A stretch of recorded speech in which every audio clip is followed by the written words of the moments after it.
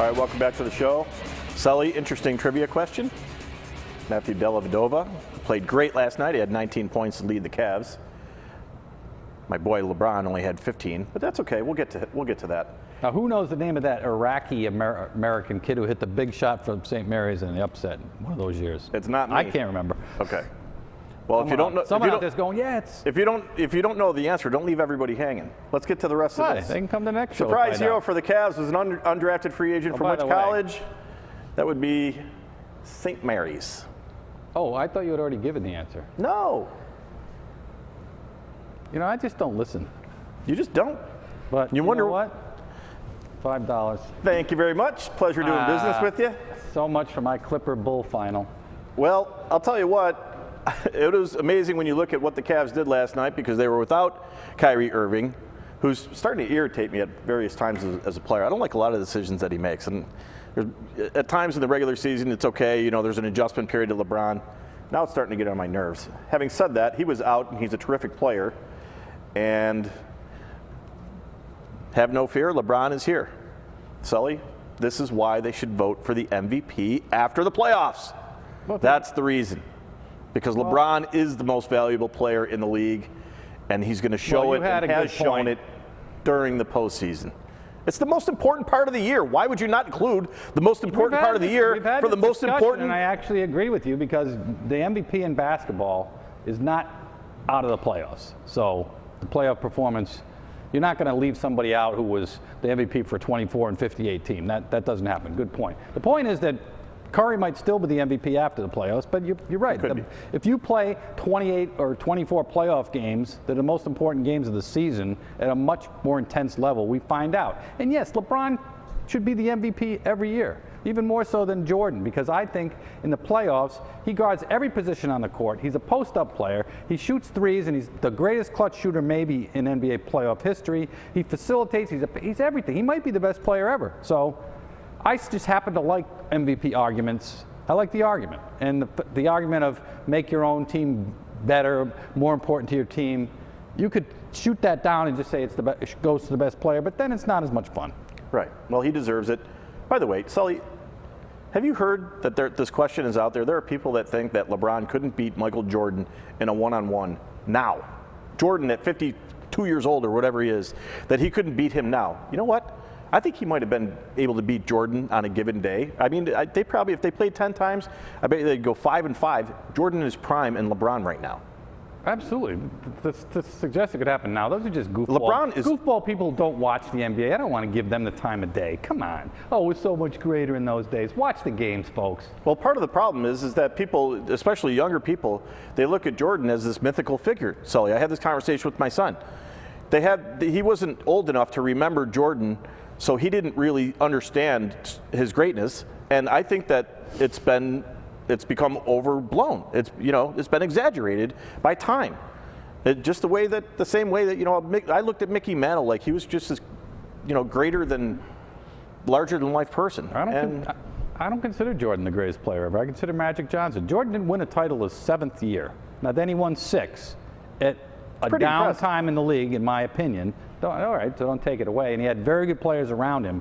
He had better players around him than LeBron had in Miami. You can argue that if you want, but that's where I stand. Well, what's it say for the Cavs when you can have Love out, Kyrie Irving out, and LeBron only scoring 15 points, and they still win?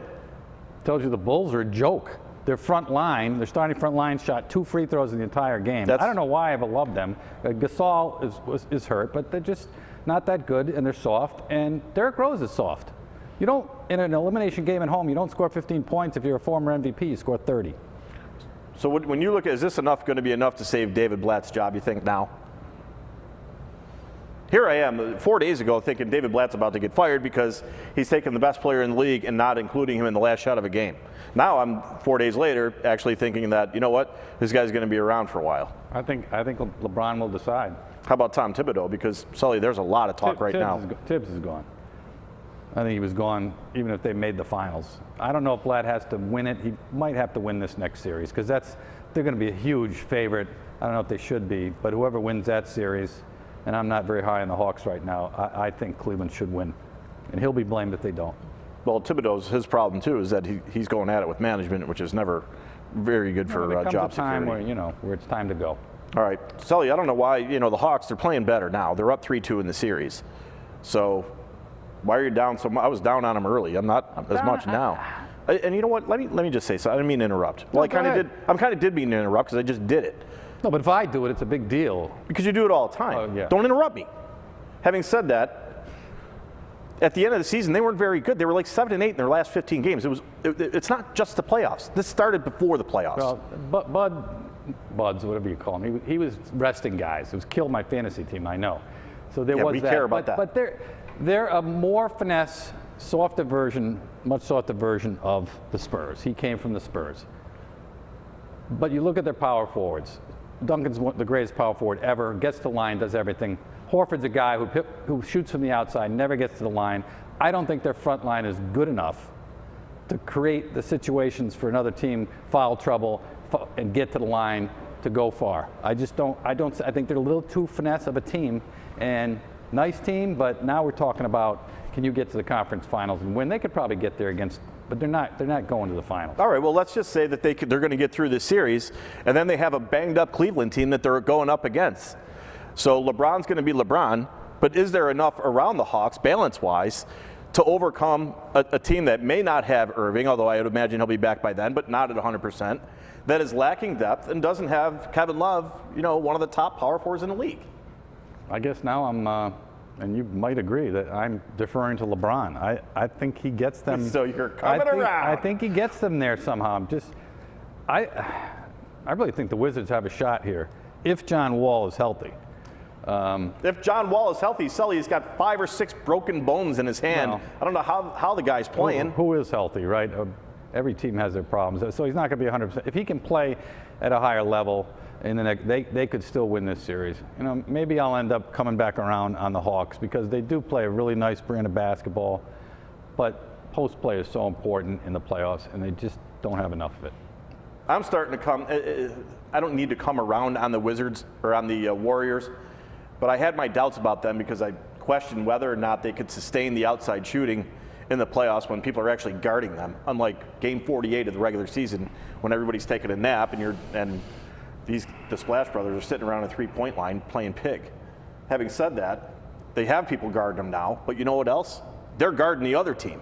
Their defense is really good. No kidding. It's much better than I gave it credit for. I forgot about they were a great defensive team, and I forgot about that when I said they weren't one of the 2 best teams in basketball. I'm revisiting that.